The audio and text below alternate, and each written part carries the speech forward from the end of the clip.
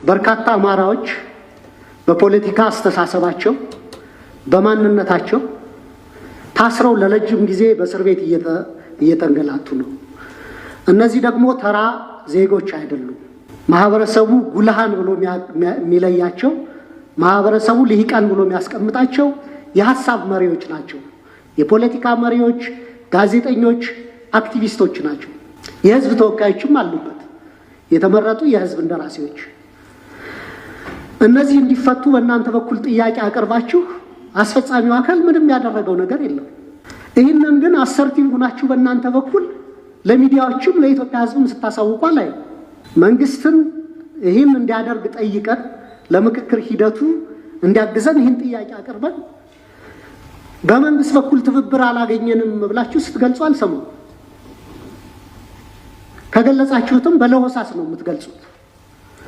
እና አሁንም ቢሆን እኔ ከመጀመሪያው ይህን ሂደት ከመደገፍ ተነስቼ አሁን ኢንዲፈረንት የሆንኩበት ሂደት ነው። ኦልሞስት ስሜት አልባ ነኝ። በዚህ ሂደት የሀገሪቱ ችግር ይቀረፋል የሚለው ተስፋዬን አጥቼበታለሁ፣ ባለው ሂደት ገምግሜ አይቼው ማለት ነው።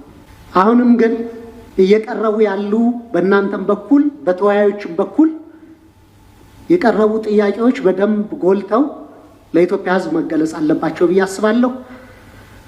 አሁን ባይዘወይ ሌሎች ህዝቦች ልሂቃን ታሳሪዎች የላቸውም። ክቡር ኮሚሽነር ለመረጃዎት ያክል ከትግራይ የፖለቲካ ልሂቃን የታሰሩ አላውቅም። እኔ ከኦሮሞ ብዙ የታሰሩ ሰዎች ነበሩ፣ ተፈተዋል።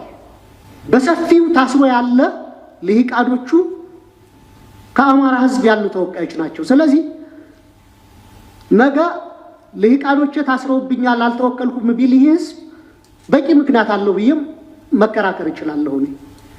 ስለዚህ ይህ ጉዳይ መፍትሄ ቢሰጠው አሁንም መንግስት በትክክል ችግሩ እንዲፈታ የሚፈልግ ከሆነና በውይይት የኢትዮጵያ ፖለቲካዊ ችግሮች መፍትሄ ያገኛሉ ብሎ የሚያምን ከሆነ አትሊስት ይህ ሚኒመም ነገር ነው።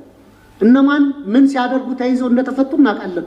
እዚህ ሀገር አማሮች ታስረዋል። በአብዛኛው የታሰሩት አማሮች ናቸው። እነሱ እንዲፈቱ ምን ጥረት አድርጋቸዋል ብሎ ለተነሳው ጉዳይ ሌላ ቦታ ደግሞ ምን ገጥሞኛል፣ እንዴት ነው ትልልቆቹ የኦሮሞ ፓርቲዎች ከእናንተ ጋር አይሳተፉም ተነስቶብኛል። የእኛ ጥረት በዚህ በዘር ሳይሆን በአጠቃላይ የሰው ልጆች መብት ተከብሮ ያለ አግባብ መታሰር ከሌለባቸው መታሰር እንደሌለባቸው ግፊት እናደርጋለን። አማሮችም ሆኑ ሌላም ዘሮች ግን ገፋ አድርገው መንግስት ምንም እርምጃ ካልወሰደላችሁ ይሄንን ለምንድን ያላገለጣችሁት ለተባለው ጥያቄ እኛ አክቲቪስቶች አይደለንም።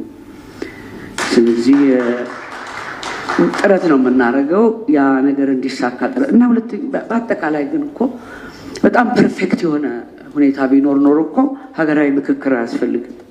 ችግሮች ስላሉን ስለሆነና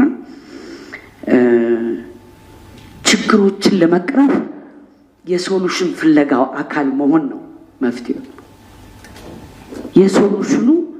የሶሉሽን ፍለጋው አካል በመሆን ሀገራችንን ለማዳን እንችላለን።